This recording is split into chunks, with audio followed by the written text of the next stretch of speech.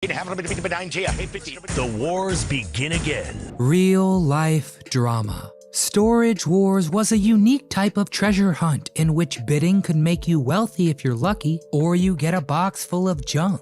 The show follows auctioneers who, after only 5 minutes of examination, have to place bids on the contents of storage lockers. The successful bidders then use expert opinions for the appraisal and continue to learn their profit or loss. The show was a hit because storage unit auctions were the newest, largest source of undiscovered treasure. I mean, who doesn't like a mystery box? All right, get your heads in the box. And the bidders ranged from 20-somethings seeking an adventure and husband and wife pairs looking for their next career. Everyone was ready to kick up a fuss and create drama in the process. Honestly, on paper, Storage Wars seems like an idea that couldn't work. Who wants to see people bidding on mostly unseen contents of dusty old storage vaults? Well, it turned out a lot of people. Storage Wars premiered on A&E in 2010 and quickly became the channel's top-rated non-scripted show, averaging 2.4 million viewers per episode. And this reality show is still the gold standard. What's happening? I'm your auctioneer, W.H. Stratton, and today we're heading back to California and opening a few storage units of our own to find out what happened to the cast. Today you're the appraiser, so if you enjoy the video, give it a thumbs up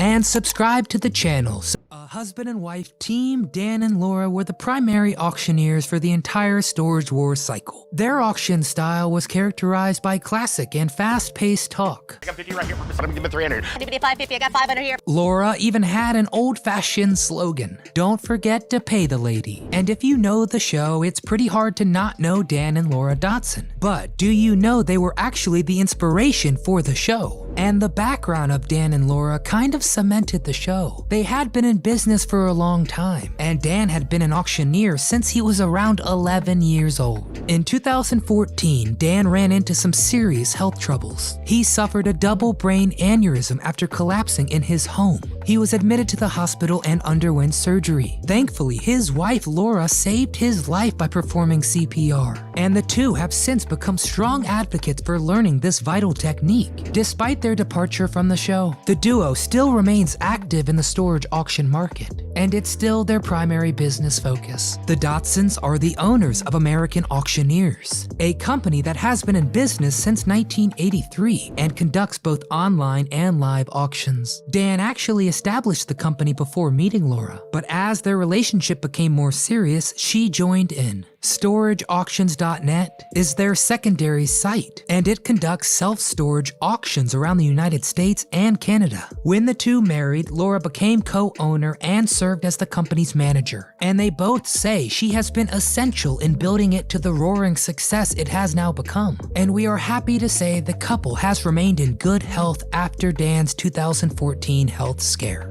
Dave Hester. Who is the most controversial character on Storage Wars? I know this one. Dave Hester. Nice. The notoriously ill-mannered auctioneer who gained notoriety by driving people insane. What's the game plan for today, Dave? To destroy everybody. He would get into fights with other bidders and even the other auctioneers. He was supposed to be unbiased, but increased the prices of lockers he didn't even intend to buy. And he did so with an infectiously aggravating, legally trademarked, "Yup." Oh boy, what a villain. And Dave became well known as one, especially for his misogynistic attitude and poor behavior. During season 3, he vanished from the show, only to reappear 2 years later. Okay, so what happened? Well, the reality show made some serious charges against A&E in 2012. Which led to his firing from Storage Wars. In response, he sued the network for $750,000 in wrongful termination, and he charged A&E with unethical business tactics. And since Storage Wars was staged, as Dave so eloquently claimed in court documents, he claimed A&E placed rare gems in some of the lockers to keep the audience interested. One of the examples Dave used was a collection of Elvis Presley newspapers that the creators reportedly snuck into one of the lockers and were estimated to be worth around $90K. A&E hired off-the-wall antiques to provide expert advice on which rare gems should be featured on the show. And Dave blew it all up. He claimed the cast interviews were scripted and the auction staged, further claiming that the network purchased storage units for stars who couldn't afford them otherwise. And to make matters much worse, he said that the network paid for a female cast member's plastic surgery to make her look sexier and more appealing. According to the International Business Times, it didn't all play out to Dave's advantage. A judge ordered Dave to pay $122,000 to compensate for legal bills that A&E suffered. On July 11, 2014, Dave and A&E negotiated an out-of-court settlement for an undisclosed sum. And surprisingly, Dave came back to Storage Wars and remained with the cast for 5 more seasons. Despite his controversy and subsequent medical issues in 2018, the man is known as the Mogul and is still very much in auction industry. However, Hester has made it a point to spend less time bidding on lockers, as he's dividing his time between Storage Wars, most recently in the 2019 episode Drama in the LBC, and running his own auctioneering for hire business. Whether Hester's running an auction or merely hamming it up for fans of Storage Wars, we're not sure, but we can certainly hear his yup from miles away. Daryl Sheets, probably one of the most popular characters on Storage Wars, as he shouted along with his co-stars in startling bids.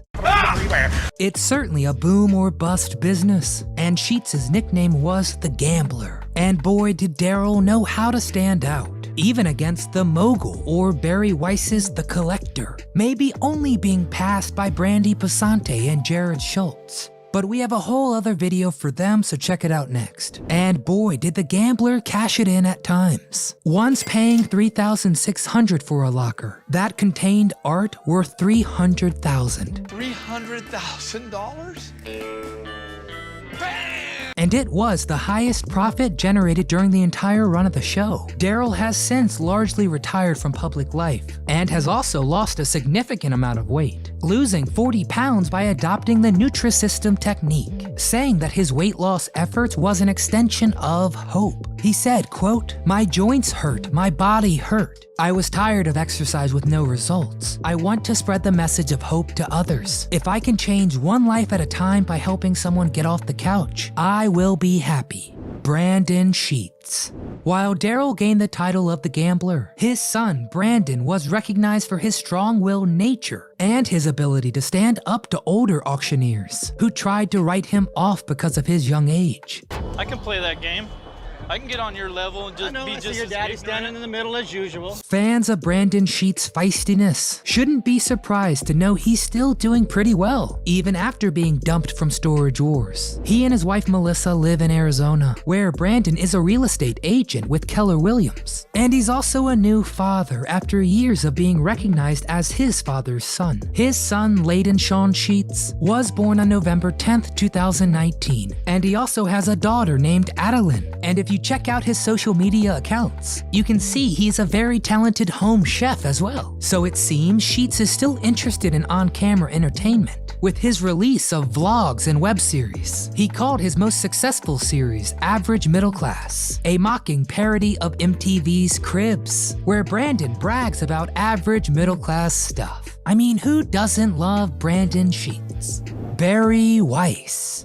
Barry Weiss received the title The Collector, because he collected antiques. He was last featured on the show in 2015, so why did he leave Storage Wars behind? Did he die, as some news outlets reported? I'd like to think I'm not brain dead. No, of course not. He left because he wanted to return to his previous work as a professional slacker. His words, not mine. He said, quote, "I had a blast. It was fun, but I had enough and I kind of wanted to leave while it was still popular. So he began working a spinoff called Barry's Treasure, which did run for 8 episodes. And after that one failed, he actually got another, Storage Wars Barry Strikes Back. And it did better with 10 episodes, but ultimately was canceled too. But don't worry for Barry, he's doing fine. He's doing so much better than fine. I mean, the dude has a net worth of 10 million, and he's also the grandfather of a little boy named Jack. He has somewhat retired from public life, The collector hasn't even tweeted since 2014. In a few recent interviews, he has said he won't return to TV anytime soon and is happy with his life as a professional slacker. But when he was pressed, he admitted that he had interest in making headlines at car and motorcycle shows. I smell a third spin-off.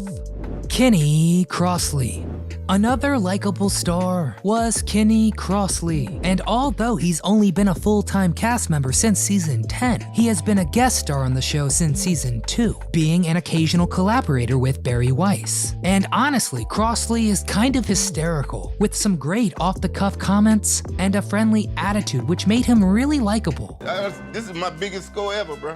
Whether a guest star or a full-time buyer. And so what is he up to? He's actually maintaining his own clothing line. What can you say? This guy has a can-do attitude, as he was also the owner of Jackie's Famous Pralines, a candy vendor in New Orleans. He also runs a series called Kenny's Uber Adventures, which you can check out on his social media platforms. And yeah, he just gets into Ubers and shares his rides. But if you love Kenny and some delicious looking food, check it out for sure. Or listen up, as Crossley is also a rapper who goes by the names Little Daddy, The Don, and DJ Kenny Doit. Obviously, that last one should win out. Overall, this show and its cast are just fun to watch. So let's discuss. Which character on Storage Wars was your personal favorite to watch? What episode or storage locker do you remember best? Get in the comments and let us know. As always, if you enjoyed the video, please smash that thumbs up icon and subscribe to the channel.